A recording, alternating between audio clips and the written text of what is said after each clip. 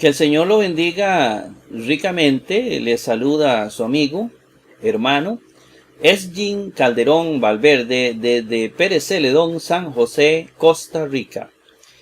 Bienvenido a esta exégesis del último versículo del libro de Mateo. Óigame bien. Mateo 2, 23, si no me equivoco. Mateo 2, 23. Vamos a hacer el último análisis. Sin embargo, como de costumbre, invitarlo para que ingrese a la página de su servidor, una página gratuita, sencilla, que todo el mundo puede acceder y que puede ver los diferentes videos que yo estoy o he grabado. Se han grabado bastantes videos y en YouTube nos perderíamos un poquitito.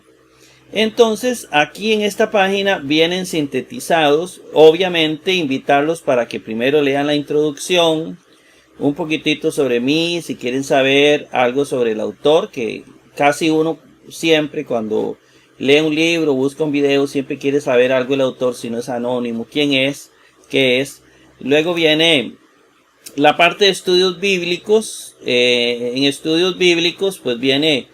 Ya tratamos de aclarar un poquitito más este apartado de estudios bíblicos que contiene.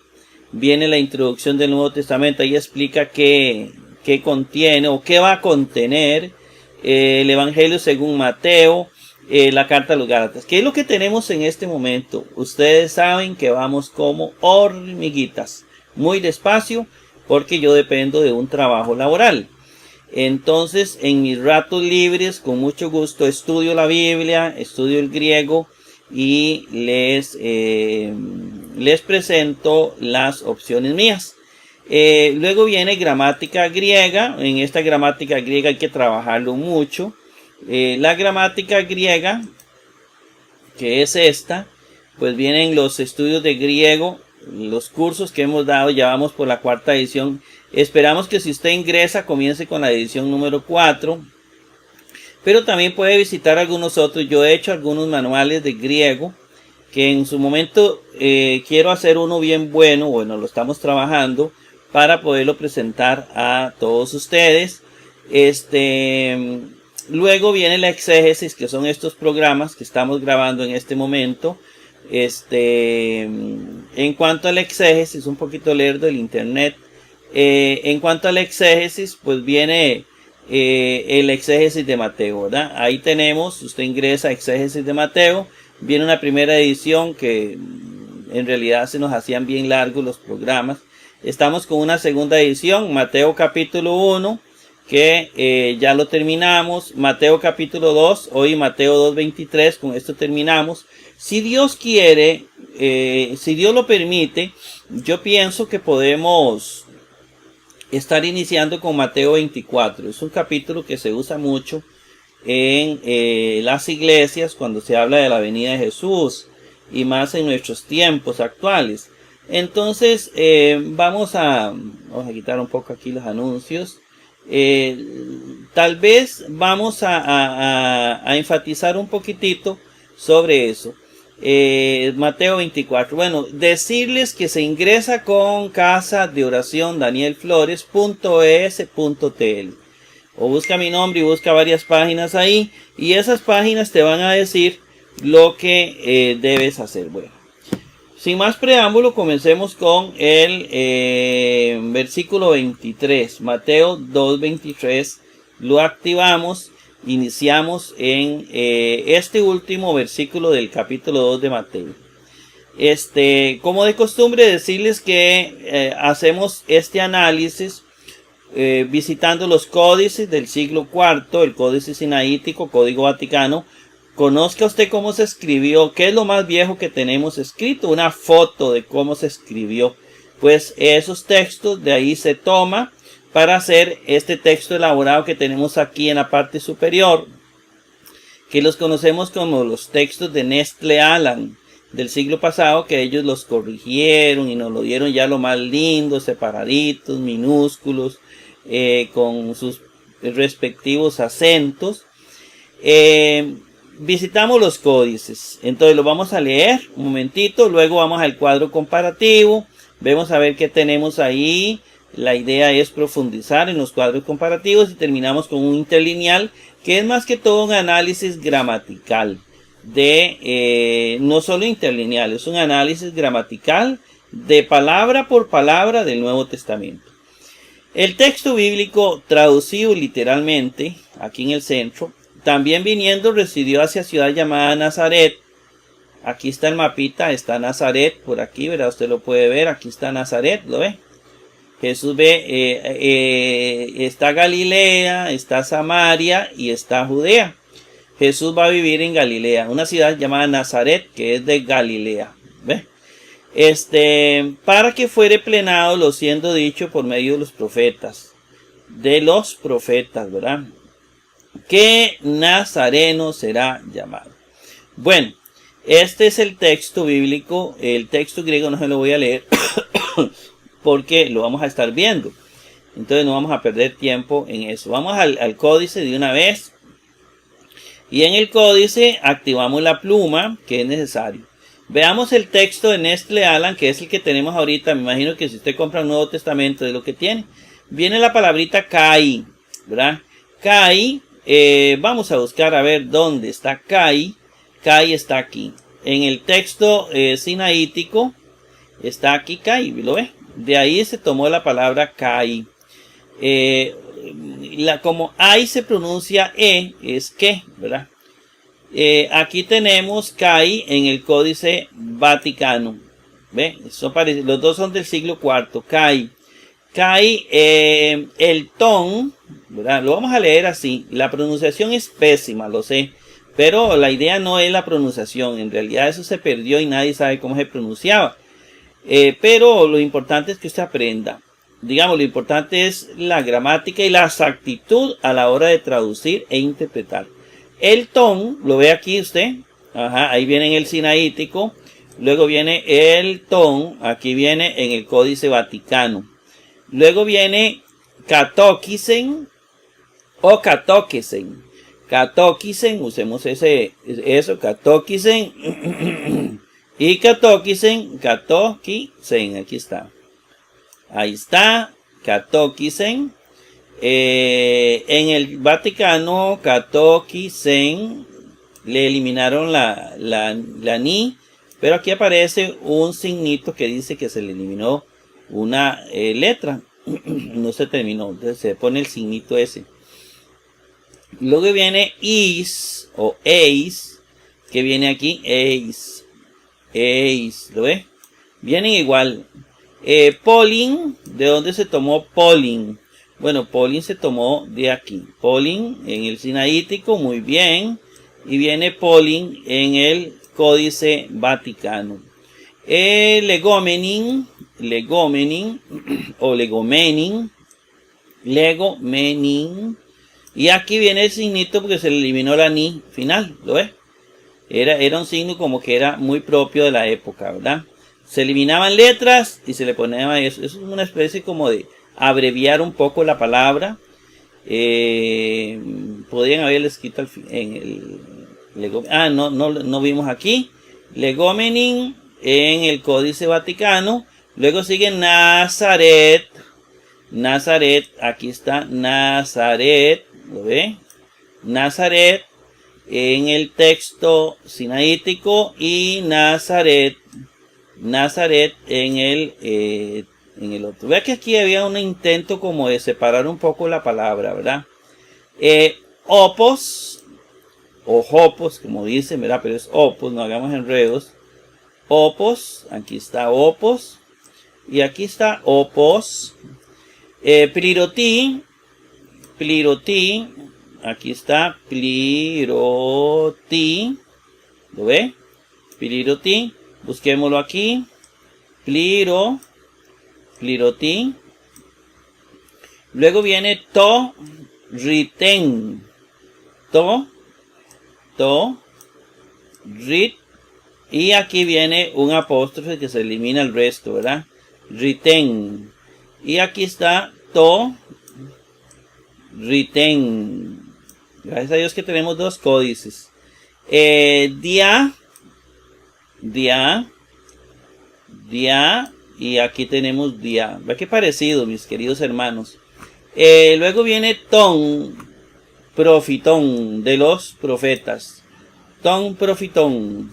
Ton, aquí está. Profitón. Ahí está, on, ¿verdad? Profitón.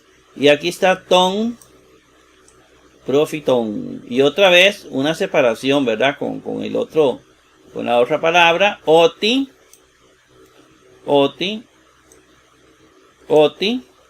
Y aquí aparece Oti en el Vaticano. Siempre el derecho sinaítico y el izquierdo es Vaticano. Por aquello que más adelante eliminemos los títulos.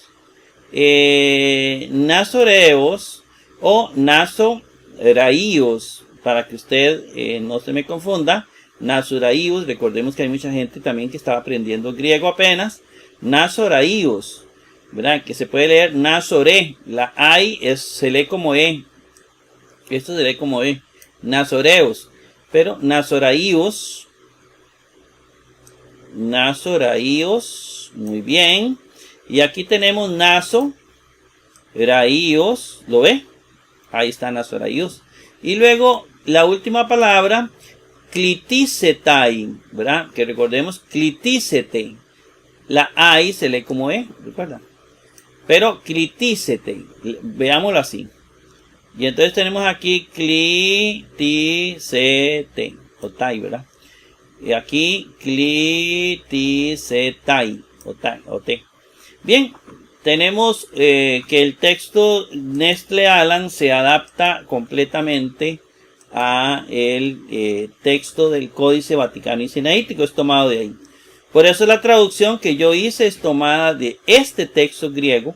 La Jerusalén se toma muy parecida. La Biblia de Jerusalén está en la parte inferior derecho.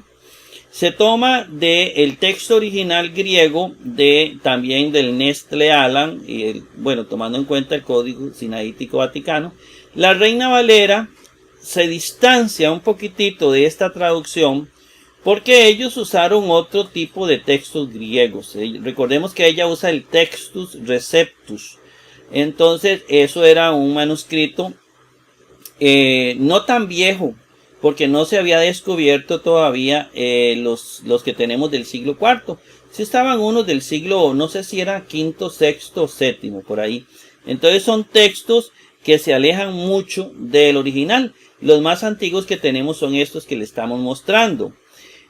Vámonos ahora al cuadro comparativo. Vamos al cuadro comparativo. Bueno, en el cuadro comparativo tenemos lo siguiente. Bueno, hay una estructura. Vamos a tomarlo en este programa. Hay una estructura. Mateo 1:23 se estructura en 3 partes. Cuando uno va a hacer un análisis, tiene que ver en cuenta la estructura del versículo. Hay que estructurarlo para analizarlo. No es solo leerlo a lo loco. No. Ya ahora vamos a tratar de ir introduciendo la importancia de analizar el versículo. Y para analizarlo, pues hay que estructurarlo. Si usted lo lee, nosotros lo estructuramos en 3 partes. 1. También viniendo, residió hacia ciudad llamada Nazaret. Es la primera parte. También viniendo, residió hacia ciudad llamada Nazaret. Ese es el primer mensaje. Viniendo, Jesús reside en una ciudad llamada Nazaret, que se lo mostramos en el mapa. Esto justifica por qué Jesús termina viviendo en Nazaret de Galilea. Es lo que quiere el autor justificar. Porque el Mesías vive en Galilea cuando supuestamente tiene que ser judío. Entonces explica que es judío, pero que nace en Belén, pero que viene a vivir ¿dónde? En Nazaret, en Galilea, allá. Galilea de los gentiles, decían. Allá viene viviendo Jesús. Justifica eso. También significa que Jesús era un personaje conocido de Galilea por sus vecinos galileos. Es decir, Jesús no solamente aparece viviendo en Galilea, porque aparece viviendo en Galilea, porque lo dice el autor, no. Aparentemente, así lo conocían. Este es el hijo del carpintero. Es decir, Jesús creció ahí. No es que Jesús era un personaje etéreo que en realidad no apareció de pronto. No. Jesús era un personaje que creció en Galilea y no haciendo pajaritos, como dicen algunos libros. apócrifos, no. Jesús crece como un personaje normal, común y corriente, seguramente con sus cosas, ¿verdad? Normales. Bueno, entonces Jesús crece en Nazaret. Esta es la primera idea. Justifica ahí. Recordemos que el autor nos va a decir que Jesús se va a vivir a Galilea porque Arquelao era rey en Judea. Entonces le da miedo y huye allá. Lucas presenta en el nacimiento de Jesús, y hagamos esa reflexión. Lucas presenta el nacimiento de Jesús, la infancia de Jesús, que él ya vivía. Los papás vivían en Galilea. Después, cuando lleguemos a Lucas, lo vamos a analizar. Lucas presenta una perspectiva diferente. Ya José y María vivían en Galilea. Entonces se da a entender eso. Mientras que aquí dice que lo obliga a un hecho. El hecho es que Arquelao andaba detrás del niño para matarlo. O Herodes, más que todo. Entonces por ahí se toma el asunto. En cuanto a la parte histórica, Flavio Josefo, que fue un escritor que escribió mucho sobre Herodes, sobre los reyes. Flavio Josefo era un contemporáneo de Jesucristo. En Antigüedades de los Judíos, la guerra de los judíos, curiosamente no menciona nada de este hecho de que Herodes andaba matando niños o que andaba buscando matar a Jesús. Si fue así, fue algo que fue una narración que creció dentro del ambiente cristiano, dentro de la familia de María, etcétera. Pero no fue algo que trascendió a nivel universal de ese momento. Me refiero en forma general. No fue así. Bueno, la segunda parte del versículo es para que sea plenado, cumplido, terminado, ¿verdad? Para que sea cumplido. Pero la palabra es plenar. Estamos por cambiarla. Para que sea plenado lo dicho por medio de los profetas. Entonces, para que sea plenado lo dicho o lo diciendo por medio de los profetas. Bueno, aparentemente habla de profetas. Como que varios profetas predijeron que Jesús crecería en Nazaret, sería nazareno. De nazareno, la palabra es ambigua. Porque nazareno se puede hablar de dos maneras. Yo soy nazareno porque crecí en Nazaret. O yo soy nazareno porque era un tipo de consagrados en la religiosidad del pueblo israelita, donde la persona nazarena no se cortaba el cabello, etc. Es como Sansón. Sansón es nazareno, por eso no se cortaba el cabello. Venía su fuerza de la santidad, eso es el mensaje. Bueno, pero eso será cuando entremos al Antiguo Testamento. Pero para que usted me entienda, la palabra nazareno, que se va a ver en la tercera parte, tiene esa ambigüedad. Nazareno porque creció en Nazaret o porque no se corta el cabello. Por eso muchos artistas pintan a Jesús con el pelo largo, porque dicen, puede ser que sea nazareno, que no toman vino. Jesús, digamos, en ese sentido podía haber sido nazareno, pero Jesús tomaba vino. Entonces, no sabemos, no lo sabemos bien cómo estaba el asunto. La cuestión es que esto, los profetas, ninguno dice nada. No hay una evidencia de que alguien haya dicho algo. Entonces no menciona al profeta, y eso de no mencionar el nombre del profeta es normal. A veces se menciona Isaías, cuando son profetas menores, como que a veces no se le menciona mucho. Bueno, y la tercera parte de la estructura de Mateo 2.23 es que Nazareno será llamado. Es el versículo en sí. Bueno, ningún profeta dijo esto, al menos ninguno de los que actualmente conocemos, y seguramente lo tomó de algún libro o libros que desaparecieron. ¿De dónde lo tomó? ¿Cuál es el antecedente de que Jesús sería llamado Nazareno? ¿Dónde está? Y no aparece. Bueno, no hay pasajes paralelos en el Nuevo Testamento. De hecho, la infancia de Jesús solo la relata Mateo y Lucas, de los 4 evangelios. Lucas no menciona nada de esto. Y parece que entre Lucas y Mateo las historias no se conocían. Ni Lucas conoció la de Mateo, ni Mateo conoció la de Lucas. Ellos no se conocen en las historias de la infancia de Jesús. Puede indicar un montón de cosas, entre ellas que fueron textos agregados después por la misma iglesia cristiana en los primeros siglos, historias que pululaban. En realidad todo eso es un misterio que pretende descifrar digamos, la introducción al Nuevo Testamento, o la teología del Nuevo Testamento, podría decirle. Pero no se sabe todavía. Entonces, ahí tenemos, mis queridos hermanos, algo muy interesante. La infancia de Jesús de Mateo no la conoce ni Lucas, ni la de Lucas la conoce Mateo. Por eso ustedes ven que son dos infancias que crecen distintas. Incluso toda la ascendencia de Jesús, ¿verdad? Tanto tanto la de Mateo como la de Lucas son diferentes. ¿De quién viene Jesús? ¿Cuáles son sus antepasados?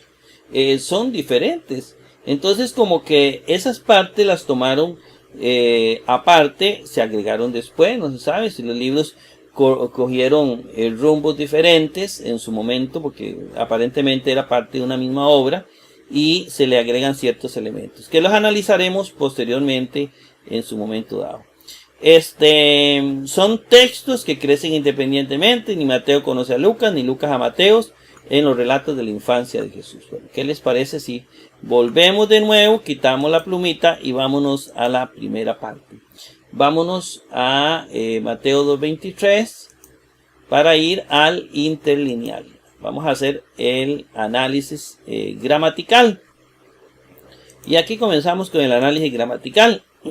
Bueno, lo primero que encontramos es una palabra, caí. ¿Ok? Caí.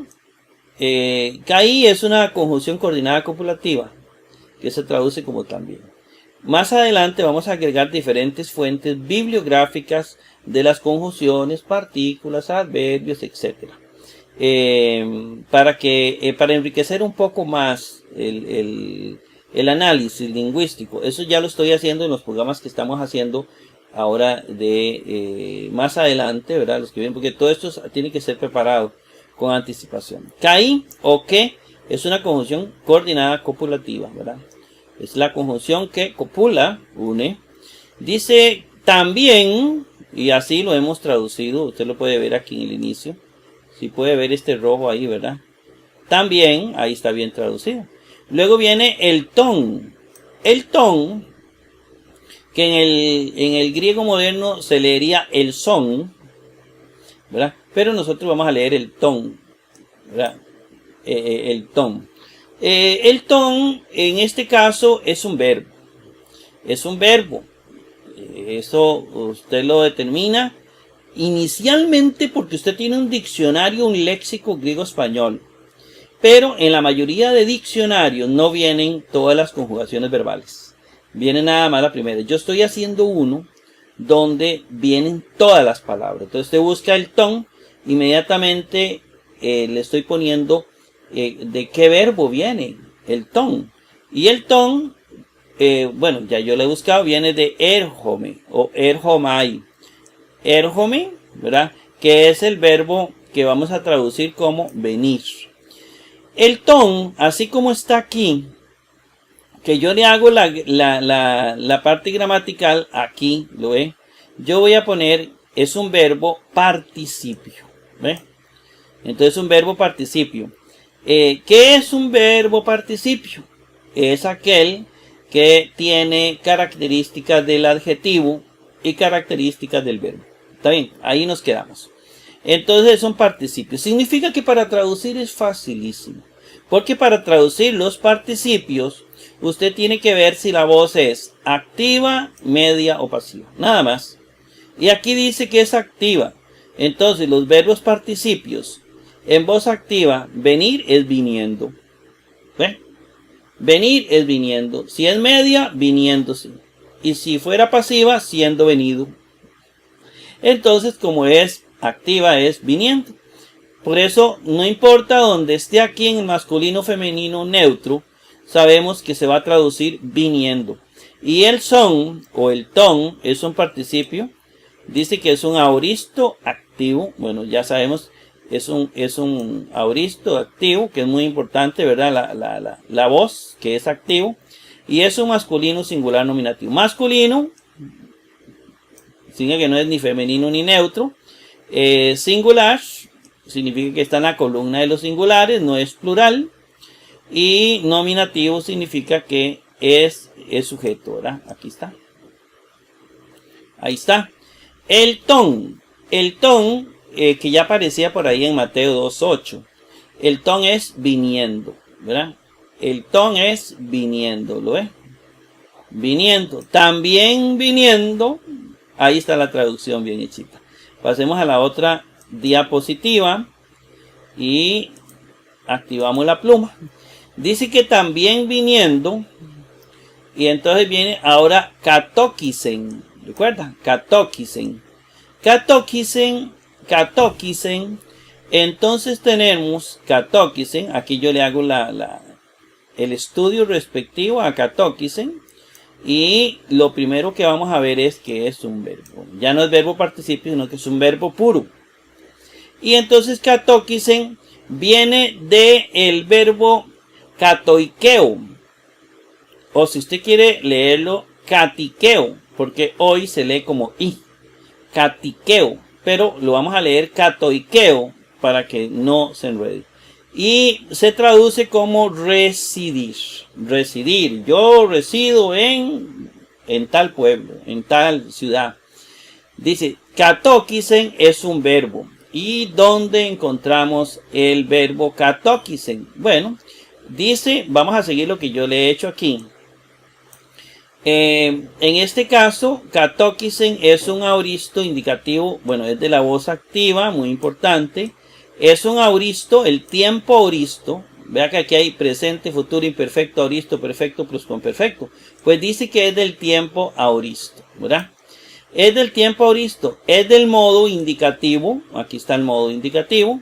Quiere decir que es de estas tres líneas. Y es de la voz activa.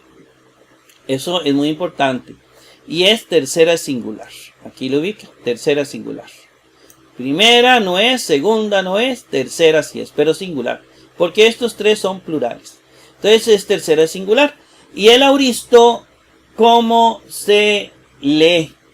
El auristo, el tiempo auristo, si yo digo, en el caso de residir, en el auristo sería, yo residí. Tú residiste, él residió. Y es una persona, él o ella, residió. Entonces por eso se traduce como residió en la voz activa.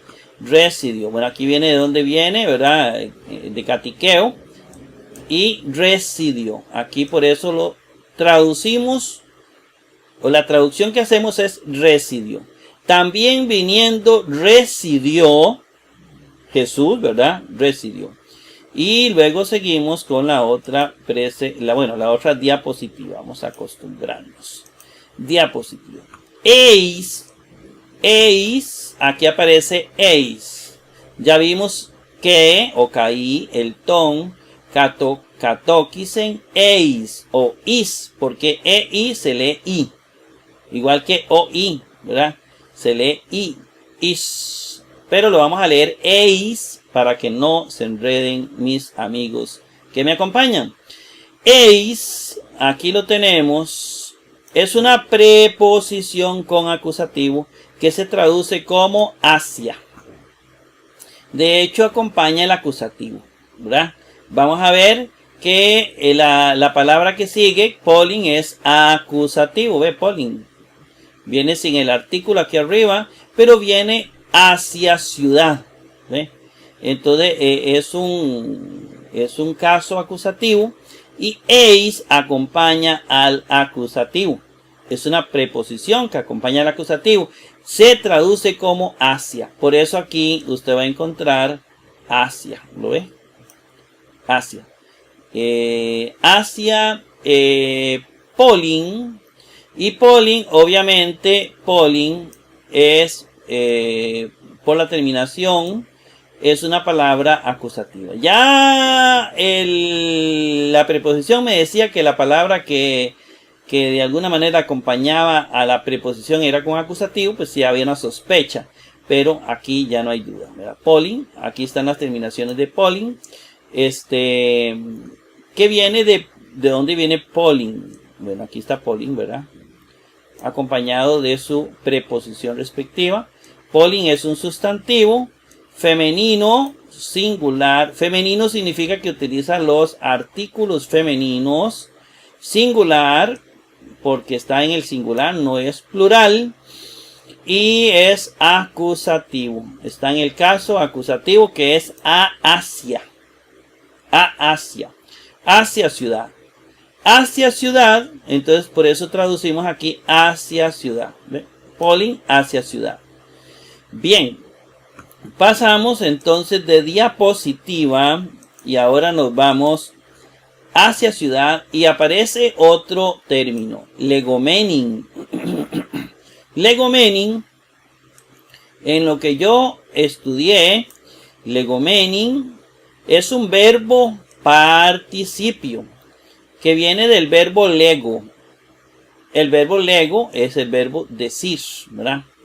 El verbo decir, lego, decir, ¿verdad? Entonces del verbo lego, pero es un participio. ¿Qué vamos a encontrar en el verbo participio? Bueno, aquí vamos a encontrar en primer lugar que legomening es un femenino singular acusativo. Pero aquí hay un pequeño error. No es acusativo, no es presente activo, es presente pasivo, ¿verdad? Porque depende de la voz. Aquí es pasivo, ¿verdad? Es pasivo. Ahorita mismo nos vamos a sacar la duda. Disculpen un momento. Voy a ver aquí. Porque necesito decirles a ustedes claramente si así es o no. Mateo 2:23. Vamos a salir de todas las dudas. Y aquí aparece legomening. Sí, aquí tuve un errorcito. Pero a ver. Aquí no es acusativo, no es activo, sino presente medio. Ahorita lo corregimos, ¿verdad? Entonces, sí, yo quiero que se guíe con el cuadro, ¿verdad? Legomening está aquí. ¿Lo ve? Ahora sí nos vamos a ubicar. Vamos a buscar la ¿cómo se llama? Vamos a ver, aquí está. Ahí está la pluma. Legomening, aquí está, ¿verdad? Es un caso presente pasivo, no presente activo, presente pasivo. Y en presente pasivo, legomening, recuerde que si es pasivo, vamos a ver, decir, diciendo. Decir, diciendo. La ciudad, diciendo, pero si sería en voz media, sería la ciudad diciéndose. No, la ciudad siendo dicha Nazaret. Es el verbo decir. Siendo dicha Nazaret. Es el verbo decir, siendo dicha. Entonces la ciudad no llamada, aquí yo no hice la aclaración, es la ciudad siendo dicha Nazaret. Siendo dicha es la ciudad que llamaban Nazaret. A la que le decían Nazaret, ¿verdad? La ciudad siendo dicha. Estamos clarita ahí. Entonces tenemos dos elementos que hay que ahorita corregir. La ciudad siendo dicha. Y entonces vamos ahora con la otra palabra. Y entonces aquí tenemos, vamos a ver, ya aclarando, siendo dicha y aparece el sustantivo Nazaret. Y Nazaret, curiosamente, vea el cuadro, Nazaret, todos son iguales. Entonces hay que ver cuál es el sentido de Nazaret, ¿verdad? En el estudio que hago yo es un sustantivo, es un acusativo. ¿Por qué? Porque está hablando de la ciudad. Que todo esto es acusativo. Siendo dicha Nazaret. Así se le llama. Entonces es un acusativo. Aquí lo tenemos, ¿verdad? es un femenino, no tiene el artículo, ¿verdad? Y se traduce Nazaret, ¿verdad? Aquí está.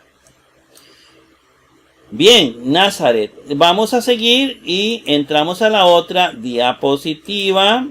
Ponemos la pluma. Opos. Opos o hopos. Bueno, opos. Opos, aquí lo tenemos. Opos. Opos es una conjunción subordinada. De modo que, ¿verdad? Entonces, opos, de modo que, aquí falta, de modo que, o para que, pero es lo mismo, ¿verdad? Entonces, ese opos, de modo que, ¿verdad? Es esto, y yo dije, para que, o de modo que, y entonces viene pliroti. Pliroti, o pliroti viene, es un verbo. Pliroti, aquí lo tenemos, pliroti, es un verbo puro, ¿verdad? No es participio. Es un verbo que lo tenemos en, aquí está, viene de pliró. Pliró, ¿lo ve? Aquí está. Entonces, ¿qué tenemos de pliroti? Bueno, es un verbo que es de plenar, plenar, y ¿dónde encontramos a pliroti? Bueno, dice que lo vamos a encontrar como un auristo subjuntivo pasivo. Pasivo, entonces, en tiempo, un auristo. Subjuntivo, modo subjuntivo, el de abajo, es uno de estos. Y dice que es tercera singular. Aquí está. Ahí está pliroti. Para que fuere plenado. Yo fuere plenado, tú fueres plenado, él o ella fuere plenada. La profecía, para que fuere plenado, eso sí, aquí está la traducción. Para que fuere plenado, ahí está. Y fuere plenado, ¿qué? Fuere plenado, pasamos a la pluma, diapositiva. Fuere plenado, y entonces viene to risen o riten. To riten o risen. Bueno, risen o riten. Pero lo vamos a leer to riten. ¿Está bien? Y riten, to riten, aparece el artículo. Pero resulta que to riten es un participio. ¿Verdad? ¿Qué significa? Es un participio. Riten viene del ego. ¿Qué significa decir? Otra vez. Es esto y esto son del mismo verbo, ¿verdad? Entonces, riten ya con el artículo respectivo, porque los participios, y riten es un verbo participio, tiene características del adjetivo. Por ejemplo, aquí tiene artículo y también tiene características verbales. Riten o riten lo vamos a encontrar aquí, ¿verdad? Ahí va a estar. Eso es una forma que después cuando hacemos la gramática lo vamos aprendiendo. ¿Qué nos interesa? Bueno, que es de la voz pasiva. Entonces, auristo pasivo. Nos interesa que es de la voz pasiva, ¿verdad? ¿Por qué? Porque decir, si es en la voz activa, diciendo. Si es en la voz media, diciéndose. Y si es la voz pasiva, siendo dicho. Entonces, tenemos que aquí es la ciudad siendo dicha Nazaret para que fuere plenado. Lo siendo dicho, ve aquí está la voz pasiva, como debe estar la otra. Lo siendo dicho, ¿estamos claritos? Y si queremos ubicar ya todo esto, bueno, es un neutro, es decir, está aquí en el neutro. Es singular, aquí está el singular, no es plural. Y está en nominativo, eso significa que es el primer caso, por el artículo, ¿verdad? Que para distinguirlo del acusativo, entonces, siendo dicho. Pero se traduce siendo dicho, porque está en voz pasiva. ¿Estamos claritos? Vamos a pasar a la otra diapositiva. Y entonces tenemos lo siendo dicho y aparece dia, una preposición. Dice dia es una preposición con genitivo. Aquí está. Y significa por medio de. Lo siendo dicho por medio de. Aquí está. Ahí está. Lo siendo dicho por medio de. Dejémoslo aquí. Y entonces viene ton profitón. Ton profitón. Bueno, el ton me dice que es un genitivo plural. Es esto, aquí está. No hay que buscar mucho, ¿verdad? De una vez lo determino que es un plural genitivo. Genitivo plural, ¿verdad? Ton profitón, aquí está profitón, ¿verdad? Profitón, ton profitón es de los profetas. Lo siendo dicho por medio de los profetas, aquí está, de los profetas, ¿verdad? Y por supuesto aquí está como sustantivo, masculino plural genitivo. Viene de profitis, que se traduce como profeta. Entonces dice, y luego viene oti. Oti, a ver, vamos a darle vuelta a la diapositiva. Y oti. Oti, como viene aquí, oti, vamos por aquí. Oti significa, es una conjunción subordinada nominal, ¿por qué o qué? Por medio de los profetas que, aquí está que, el oti, que, y dice nazoraíos o nazoreos, recuerde que ahí se pronuncia como E, nazoreos, pero aquí lo vamos a leer nazoraíos para que no se enreden los que no saben griego mucho. Nazoraíos y nazoraíos lo encontramos aquí, ¿verdad? Nazoraíos, que es, vamos a ver aquí, es un sustantivo, viene de nazoraíos, ¿verdad? Igual. Entonces un masculino singular nominativo masculino, porque el sustantivo es masculino, es decir, si él se usa los artículos masculinos, es singular, es decir, que no es plural, y es nominativo. El primer caso, ¿verdad? Es un caso nominativo y se traduce como nazareno. Y pasamos a la última diapositiva. Dice que nazareno y viene cliticetai. Cliticetai, o como esta ahí se lee cliticete.